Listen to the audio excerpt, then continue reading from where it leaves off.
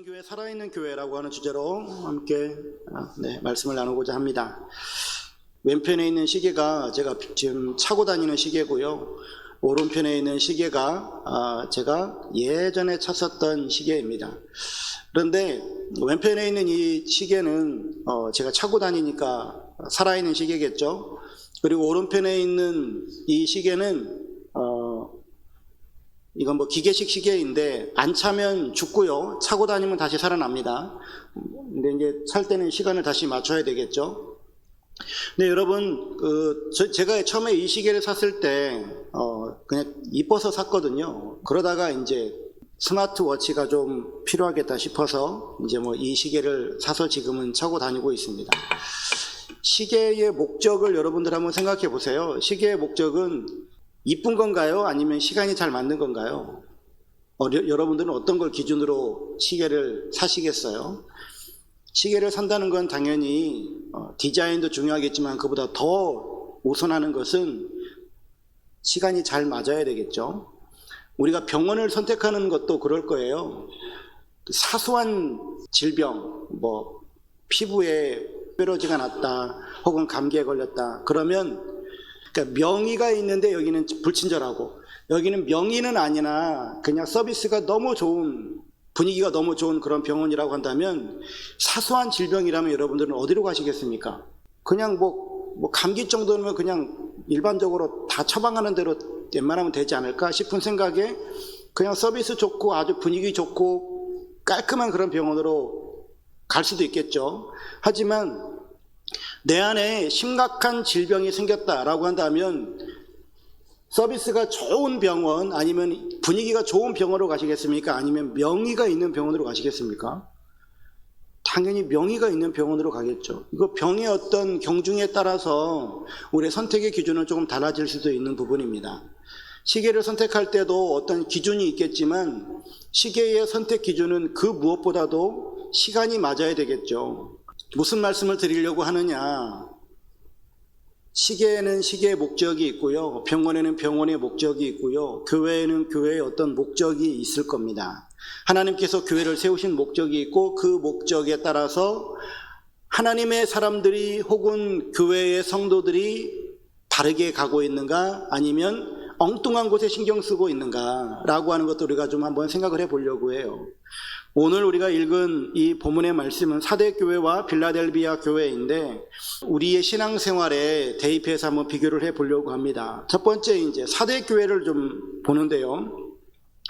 사대교회의 사자에게 편지하라 라고 말씀하시면서 네가 살았다는 이름을 가졌으나 죽은 자로다 라고 우리 주님께서는 사대교회를 평가하십니다. 살아있으나 죽은 자이다. 참 이 얼마나 섬뜩한 말입니까? 세상 사람들은 사대교회를 바라보면서 저 교회는 정말로 살아있는 교회구나, 정말로 활동도 많이 하고 사람도 많고 참 대단한 교회다 라고 말할지 모르겠어요. 그러나 주님의 평가는 정반대였다라고 하는 겁니다. 죽은 자로다. 이것이 바로 외식하는 신앙의 비극인데요. 겉으로는 정말로 번지르르한데 그리고 겉으로는 정말로 열심히 신앙생활하는 것 같은데 그 속에는 생명이 없다라고 하는 거예요. 마치 껍데기만 있는 열매 없는 그런 나무와 같은 것이겠죠. 신앙생활을 오래 하고 직분도 있고 교회 봉사도 열심히 합니다. 또 전도도 할 수 있겠죠. 그런데 그 모든 행위 속에 하나님을 향한 진실한 사랑이 없는 거예요. 죄를 미워하고 의를 사모하는 거룩한 생명력이 없는 겁니다. 그냥 교회만 열심히 다니고 교회에서 하라고 하는 일 열심히 하고 어떤 행위적 믿음은 출중한데 진짜 내면에 있는 믿음은 없는 것이죠. 우리의 모습은 어떠할까요? 여러분 혹시 여러분들은 교회만 열심히 다니는 사람이라는 말을 듣고 싶습니까? 누가 그럴 사람이 있겠어요? 정말로 주님과의 친밀한 교제가 있고 그리고 말씀에 대한 정말로 갈급함이 있고 죄와 타협하지 아니하고 오직 주님의 뜻을 따라서 살아가려고 하는 그런 순수한 신앙의 열정을 가지고 살아가려고 하지 않겠습니까? 주일날에도 열심히 참여하고 기도 생활도 열심히 하고 봉사도 하고 전도도 하고 하는 이런 모든 것들도 중요하지만 그보다 더 우선해야 되는 것은 바로 주님과의 친밀한 교제이고 말씀을 사모하고 기도 생활 열심히 하는 것과 더불어서 말씀을 읽고 기도 생활하는 것만큼 내가 죄와 타협하지 아니하고 의를 따라 살아가는 삶, 주님과 동행하는 삶을 희구하고 또한 그런 삶을 살아가는, 그래서 우리의 겉모습이 아니라 정말 중심이 주님께서 인정하실 만한 성령님께서 내 안에 역사하셔서 생명력이 넘치는 그런 신앙생활 하시는 여러분들의 신앙생활 되실 길을 주 이름으로 축원합니다. 그러면서 주님께서 이 사대교회에게 주문하시는 것이 있어요. 깨어나라 라고 하는 겁니다. 너는 일깨어 라고 말씀하시죠. 주님께서는 이 사대교회에게 회개할 기회를 주시는 건데, 너는 일깨어 그 남은 바 죽게 된 것을 굳건하게 하라 라고 말씀하세요. 여기 일깨어 라고 하는 것은 영적으로 잠들어 있는 그 상태에서 깨어나라 라고 하는 말씀입니다. 즉 그대로 잠자는 것과 같은, 그대로 죽은 것과 같은 신앙생활에서는 안 된다라고 하는 것이죠. 그리고 그 남은 바 죽게 된 것을 굳건하게 하라라고 말씀하세요. 아직 완전히 죽진 않았지만 죽어가고 있는 그 작은 불씨라도 남아있다면 그것을 다시 살려내라 라고 하시는 거예요. 우리 안에는 분명히 주님께로부터 받은 그 은혜가 있습니다. 주님께서 나에게 사랑을 공급하셨던 그 사랑이 있습니다. 주님께서 나를 구원하셨던 그 구원의 감격이 있습니다. 주님께서 나를 만나주시고 나에게 구원의 은총을 베풀어 주시고 평상시에도 나에게 은혜를 베풀으셨던 그 모든 것들을 생각하라라고 하는 거예요. 기억해내라라고 하는 겁니다. 그 사랑 속에 다시금 우리가 귀하라라고 하는 거예요.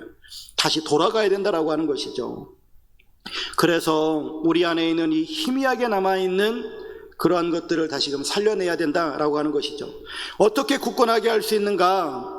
3절에도 보면 내가 어떻게 받았으며 어떻게 들었는지 생각하고 지키라 라고 하는 겁니다. 어떻게 받았느냐, 어떻게 들었느냐, 모든 것들을 생각하고 지켜내라 라고 하는 것이죠.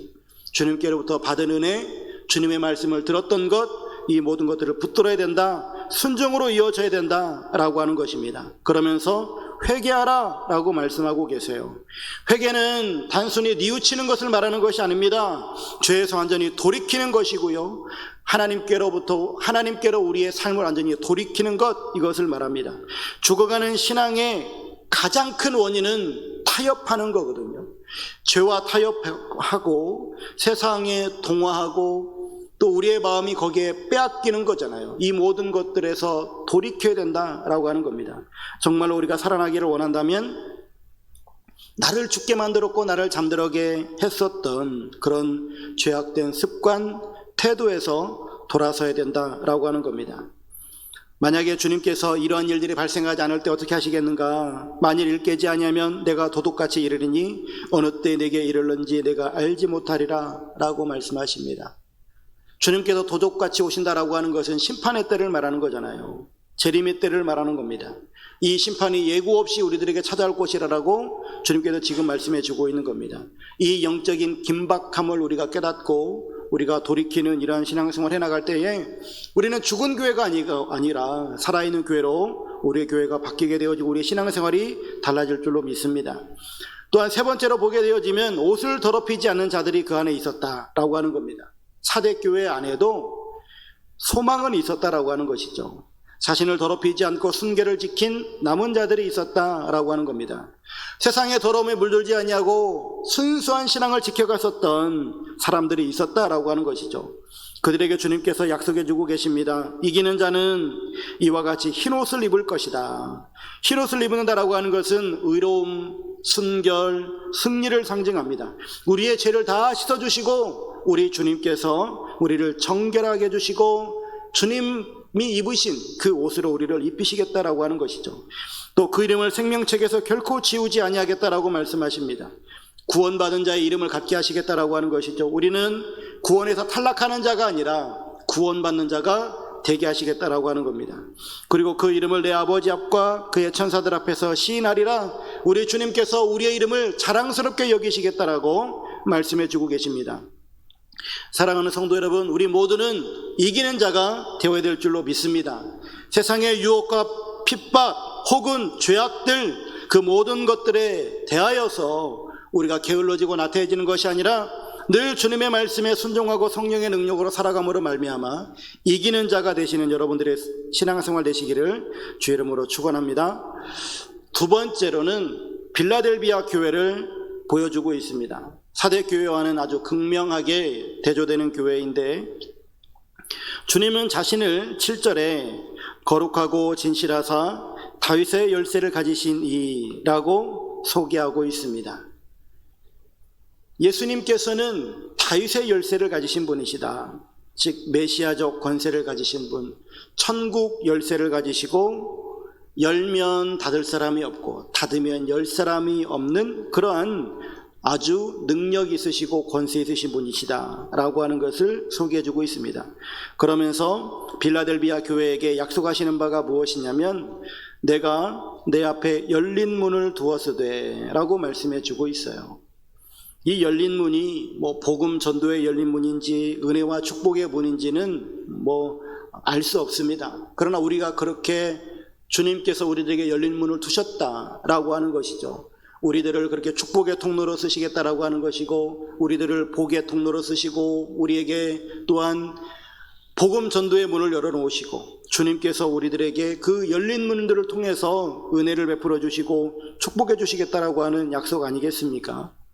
왜 빌라델비아 교회가 이러한 축복을 받게 되어졌는가? 오늘 본문 속에 보게 되어지면, 작은 능력을 가진 교회였지만 그 작은 능력을 가지고서도 내 말을 지키며 내 이름을 배반하지 아니하였다라고 우리 주님께서 말씀해 주고 있습니다. 빌라델비아 교회의 위대함은 그들에게 고린도 교회처럼 어마어마한 은사들이 나타나고 모든 성도들이 은사자가 되어지고 하는 것들이 아니라 그들에게는 아주 작은 능력이 있었다라고 하는 거예요. 그게 무엇인지는 모릅니다. 하지만 작은 능력이라고 주님께서 말씀하세요. 그런데 그 능력을 가지고서도 그들은 예수님을 배반하지 않았다라고 하는 겁니다. 이 말씀이 우리들에게 참 큰 도전이 되지 않습니까? 우리들도 작은 능력을 가지고 있죠. 우리가 어떤 큰 능력을 가지고 큰 것을 자랑하는 것이 아니라, 우리 주님께서 우리들에게 주신 것, 눈에 보이지도 않는 것 같은 그런 은혜라 혹은 능력이라 말하기도 어쩌면 애매한 그런 것일 수도 있겠죠. 나는 없는 것 같은데 라고 여겨지는 것일 수도 있겠죠. 그러나 우리 주님께서는 분명히 우리들에게 달란트를 주시고, 우리 주님께서는 우리들에게 분명히 은혜를 베풀어 주시고 은사를 주셨는데, 그 받은 그것을 가지고 내가 부끄럽게 여기지 아니하고 그 작은 것이라 할지라도 내가 사용할 때에, 그것을 주님께 영광 돌릴 때에 주님께서는 기뻐하시고, 또한 우리들에게 그것으로 인해서 주님께서 우리들을 칭찬하고 계시다라고 하는 겁니다. 그런데 그들이 가지고 있는 그것이 무엇인고 두 번째 보게 되어지면, 빌라델비아 교회에게 보여주는 약속이 있는데, 9절에 보라, 사탄의 회당 곧 자칭 유대인이라 하나 그렇지 아니하고 거짓말하는 자들 중에서 몇을 내게 주어 그들로 와서 내 발 앞에 절하게 하고 내가 너를 사랑하는 줄을 알게 하리라 라고 말씀해 주고 있어요. 빌라델비아 교회가 처해져 있는 어떤 상황들, 그리고 문제는 외적인 황제 숭배나 핍박 같은 것도 아니었고요, 부도덕이나 혼합주의로 이끌어가는 니골라당이나 이세벨 그런 것들도 아니었습니다. 그들에게 당한 어려움은 유대인들이었어요. 예수를 그리스도로 시인하지 못하게 하는 그런 유대인들의 박해였습니다. 그런데 그들은 그 유대인들 앞에서 예수를 그리스도라고 시인했고, 그들이 결국에는 이 빌라델비아 교회 앞에 굴복하게 되어지는 역사가 일어났다라고 하는 거예요. 이 빌라델비아 교회가 가지고 있는 능력은 밖에 나가가지고 말할 때마다 3,000명, 5,000명이 회개하는 역사, 안수할 때마다 병자가 일어나는 역사, 그런 것이 아니라 예수는 그리스도이십니다 라고 하는 것이었습니다. 나는 예수님을 믿는 사람입니다, 나는 그리스도입니다 라고 말하는 그것이었어요. 그런데 그것을 이 빌라델비아 교회는 고수하고 시인하고 세상 사람들에게 증거했던 것입니다. 이러한 일들을 하자 주님께서 그들에게 보상하시는데, 10절 말씀을 보면 네가 나의 인내의 말씀을 지켰은즉 내가 또한 너를 지켜 시험의 때를 면하게 하리니 이는 장차 온 세상에 임하여 땅에 거하는 자들을 시험할 때라 라고 말씀하십니다. 우리 주님께서 보상하시는데 시험의 때를 면하게 하시겠다라고 말씀해 주고 있습니다. 그들이 가지고 있는 그 바른 신앙 고백, 그 바른 신앙을 고백하자 그들을 하나님께서는 보상하시고 시험의 때를 면하게 하시고 신실한 백성들을 보호하시고 지키시겠다라고 하는 겁니다. 그러면서 내가 속히 오르니 내가 가진 것을 굳게 잡아 아무도 내 면류관을 빼앗지 못하게 하라 라고 말씀하시면서 주님께서는 다시 오실 텐데 그날이 가까이 왔는데 너희들이 가지고 있는 그 믿음을, 그 신실함을 굳게 붙들라 라고 말씀해 주고 있습니다. 사단은 끊임없이 우리가 가지고 있는 이 생명의 면류관을 빼앗으려고 할 겁니다. 하나 우리는 우리가 주님께로부터 받은 이 구원의 복음을 붙들고 또한 주님께서 우리들에게 약속하신 이 생명의 면류관을 빼앗기지 아니하도록 끝까지 믿음을 지켜가는 이러한 역사가 우리에게 있어야 될 줄로 믿습니다. 그 다음에 네 번째로 주시는 것이 이기는 자에게 주시는 약속인데요, 이기는 자는 내 하나님 성전의 기둥이 되게 하시겠다라고 말씀해 주고 있습니다. 첫 번째 사진을 보게 되어지면 제가 이 빌라델비아 교회에 20년 전에 갔었는데 2005년도에 2월 달에 갔었는데요, 그때 이 빌라델비아 교회 앞에서 찍은 사진입니다. 빌라델비아 교회는 존재하지 않습니다. 그 교회에 기둥만 남아 있거든요. 그 기둥 앞에서 찍었습니다. 기둥이 4개인데 기둥이 3개는 서 있고 하나는 넘어졌던 걸로 지금 기억이 되어집니다. 근데 저렇게 돼 있으니까 기둥 크기를 모르겠죠. 두 번째 사진 볼까요? 저게 기둥입니다. 빌라델비아 기둥은요, 우리 교회만 해요. 기둥 하나가 저렇게 커요. 왜 그럴까요? 지진이 많아서 그래요. 지진이 많으니까 신전이나 교회나 지을 때 아주 튼튼하게 짓는 겁니다. 특히나 기둥을 아주 저렇게나 크게 짓습니다. 저런 기둥을 세워놓고 그리고 신전 혹은 교회를 지었는데 빌라델비아 교인들에게 이기는 자에게, 너희들이 믿음을 지키고 살아가는 너희들이 이기는 자가 되어지면 내가 하나님 나라의 성전의 기둥이 되게 하겠다라고 주님께서 약속해 주신다면 그들이 생각할 때 우리 교회도 이만한데, 우리 교회 기둥도 이만한데 이런 기둥이 있어야 지진에도 무너지지 않는데 하나님 나라의 기둥은 얼마나 클까? 또 내가 그런 기둥이 된다고, 하나님 나라의 버팀목이 된다고 라고 하는 생각을 갖게 되어지는 것 아니겠습니까? 기둥은 교회의 안정과 견고성을 말하는데 그만큼 하나님께서 우리를 흔들리지 아니하는 하나님 나라의 견고한 존재가 되게 하시겠다라고 약속해 주고 있는 겁니다. 그리고 두 번째, 하나님의 이름과 하나님의 성 곧 하늘에서 내 하나님께로부터 내려오는 새 예루살렘의 이름과 나의 새 이름을 그 위에 기록하리라. 여기에 보면은 세 가지를 말씀해 주고 있습니다. 하나님의 이름을 나에게 기록하겠다. 새 예루살렘의 이름을 나에게 기록하겠다. 나의 새 이름을 나에게 기록하겠다라고 하는 거예요. 하나님의 이름을 이기는 자에게 기록하겠다라고 하는 것은 바로 하나님 나라의 자녀가 되게 해주시겠다라고 하는 거고요. 새 예루살렘의 이름을 나에게 기록하겠다라고 하는 것은 하나님 나라의 백성이 되게끔 하시겠다라고 하는 거고요. 나의 새 이름, 즉 예수님의 새 이름을 나에게 기록하시겠다라고 하는 것은 예수님의 새 이름이 무엇인지는 알 수가 없죠. 우리가 알 수가 없는데 어쨌든 우리가 이것을 다 똑같은 말인데 우리가 하나님 나라의 자녀가 되어지고 하나님 나라의 백성이 되어지고 우리가 하늘나라의 시민이 되어진다라고 하는 그런 의미인 겁니다. 즉 이기는 자는 영원한 하나님의 나라의 백성이 되겠다라고 하는 겁니다. 자, 오늘 두 말씀을 보았습니다. 사대교회와 빌라델비아 교회를 보았습니다. 이제 우리를 한번 적용해 봐야 되겠죠. 주님 보시기에 과연 우리 교회는 어떤 교회인가? 나는 어떤 성도인가? 사대교회와 빌라델비아 교회를 통해서 우리들에게 주시는 메시지는 분명합니다. 사대교회는 이름만 있는 신앙, 살아있는 것 같지만 죽어있는 신앙의 위험성을 경고하고 있습니다. 겉은 정말로 화려하고 활동적일지 모르겠지만 그 안에 생명이 없다라고 하는 것이죠. 주님 보시기에는 죽은 것과 다름이 없다라고 하는 겁니다. 우리 스스로도 우리를 돌아봐야 되겠죠. 형식적인 신앙생활 혹은 안주하는 신앙생활을 하고 있지는 않는가? 주님과의 정말로 친밀한 관계가 있는가? 내 안에 죽어가는 영적인 불씨를 다시 살리기 위해서 나는 지금 애쓰고 있는가? 정말로 날마다 회개하고 처음 받은 말씀을 굳게 잡고 순종하는 삶을 살아가고 있는가? 우리 자신을 늘 돌이켜보면서 사대교회와 같은 그런 형식적인 외식적인 신앙생활이 아니라 정말 살아있는 교회가 되어야 될 줄로 믿습니다. 또한 빌라델비아 교회를 보면 빌라델비아 교회는 작은 능력으로도 신실하게 주님을 붙드는 신앙의 아름다움을 가지고 있는 교회였잖아요. 주님께서는 우리에게 크고 화려한 업적을 요구하시는 것이 아닙니다.